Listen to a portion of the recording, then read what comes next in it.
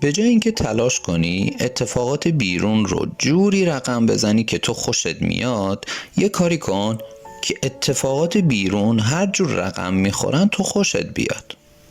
در واقع یه تغییر نگاه خیلی ظریفه ولی فواید بسیار زیادی داره.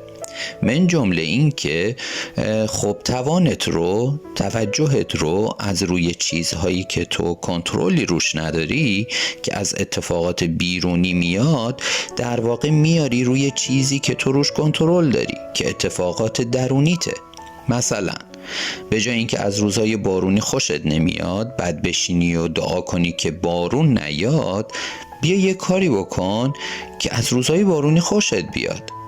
در واقع این مسئله رو پیش خودت حل میکنی، یه مقدار از ترجیحاتت رو کم میکنی، یه مقدار با تغییر نگاهت باعث میشی که خواستن و نخواستنت کمتر بشه و اینجوری آدم به آرامش میرسه.